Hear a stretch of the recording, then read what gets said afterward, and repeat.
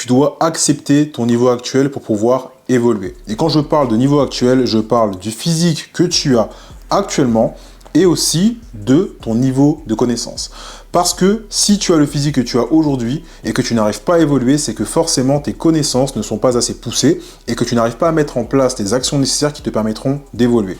Donc, si tu acceptes ton niveau actuel, tu vas pouvoir commencer à te remettre en question et te dire que si aujourd'hui tu es là où tu es, c'est que peut-être il y a des choses que tu fais mal. Donc ça va passer par le fait de changer justement ton mindset, ton état d'esprit. Être capable d'accepter que le niveau que tu as actuellement, il n'est pas dû au fait que tu es condamné à être comme ça. Tu n'es pas condamné à être comme ça, tu fais juste certaines choses mal et ces choses que tu fais mal, il va falloir justement les accepter et te remettre en question dessus. Ça revient justement à ton niveau de connaissance sur ce que tu as mis en place jusqu'à présent.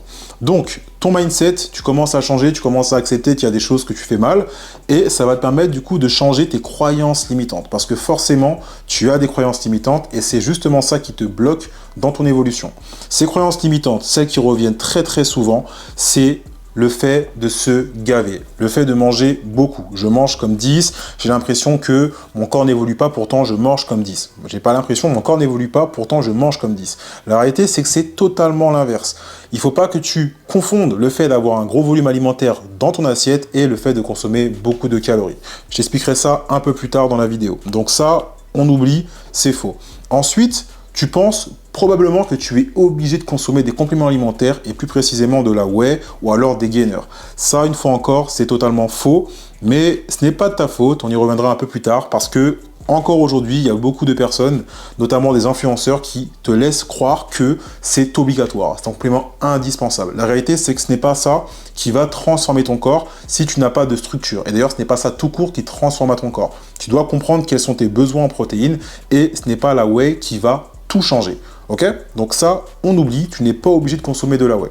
Troisième chose, c'est j'ai le sentiment de me surentraîner. Donc, j'en fais énormément, je m'épuise à la salle de sport et je n'évolue pas.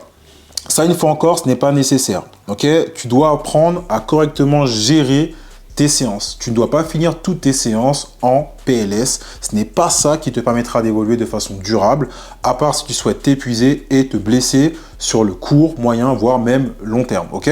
Avec des blessures qui peuvent être chroniques et des problèmes articulaires, etc. Donc, l'idée, c'est de comprendre qu'il y a un juste milieu à trouver entre tout ce qui est ici. Donc, toutes ces croyances limitantes que tu as certainement, ok? Ensuite, ce n'est pas de ta faute parce que certainement, c'est des choses que tu as entendues un peu partout, notamment le fait qu'il faut consommer de la whey, le fait qu'il faut manger plus, donc tu n'arrives pas à évoluer, on te dit oui, mange plus, mais manger plus, ça ne veut rien dire. Qu'est-ce que manger beaucoup? Le volume alimentaire n'est pas forcément corrélé aux quantités de calories. Ce qui est le plus important, c'est de consommer suffisamment de calories et non pas de manger plus en termes de volume. Et c'est justement ça qui te pose problème et qui te donne le sentiment de manger comme 10. Au niveau de ton entraînement, même chose, tu n'es pas obligé de te surentraîner, tu n'es pas obligé de faire des séances de 1h30, de finir tout le temps KO, de faire 6 séances par semaine pour évoluer. Ça ne fonctionne pas comme ça. Le corps a besoin de phases d'intensification, le corps a besoin de phases de repos, le corps a besoin de phases de pas mal de choses pour pouvoir évoluer. Et la réalité, c'est que le surentraînement n'est pas la clé pour te permettre d'évoluer. Sache-le. Et du coup, aujourd'hui, on arrive à une situation où tu n'as pas de plan d'entraînement, donc tu n'as pas de cohérence dans ta programmation, il n'y a pas une bonne gestion du volume ni de l'intensité, tu ne sais pas planifier tes entraînements, que ce soit en termes de cycle, mésocycle ou autre, et surtout le choix des exercices n'est pas bon. Donc tu ne choisis pas les exercices par rapport à ta morphologie, c'est la base littéralement pour optimiser tes résultats, d'accord? Notamment par rapport à tes facteurs limitants. Si tu manques de mobilité, si tu manques de gainage, souplesse, etc., ça va être important de choisir les exercices qui sont en cohérence avec ces problématiques que tu as si tu débutes ou même si tu es un intermédiaire avancé. Parce que tu peux manquer de mobilité même en étant avancé. Donc rien ne se fait au hasard. Et aujourd'hui, toi, tu navigues totalement à l'aveuglette. C'est ça le problème que tu rencontres notamment aujourd'hui. Justement, en parlant de plan, sur la partie nutrition, tu manges beaucoup. Beaucoup trop, tu as sentiment de manger comme 10. Et ça, c'est tout à fait normal. Pourquoi? Parce que tu n'as pas de connaissance sur tes besoins et de quel aliment a un fort indice calorique par rapport à son volume. Ça fera toute la différence. Si tu consommes des aliments qui sont plus riches en calories et qui ont un moins gros volume alimentaire, tu vas avoir moins le sentiment de te gaver. Ça va déjà régler l'une de tes problématiques qui est « je mange comme 10, je n'arrive pas à me transformer ». Si tu arrives à faciliter l'ingestion des calories, forcément, ça va rendre ton cheminement pour te transformer beaucoup plus simple. Et je suppose qu'aujourd'hui, tu t'appuies sur des programmes génériques. Donc, tu vas à la salle de sport peut-être avec ton ami, vous faites les mêmes séances, vous utilisez les mêmes exercices, sauf que vous n'avez pas les mêmes résultats.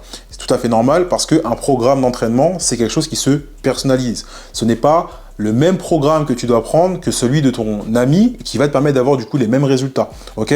Tout est une question d'optimisation et c'est exactement la même chose pour l'alimentation. Tu as des problématiques, quelles sont les choses qui vont régler ces problématiques? Qu'est-ce que tu vas devoir changer pour régler ces problématiques? Sentiment de me gaver, j'augmente mes apports caloriques, je diminue le volume.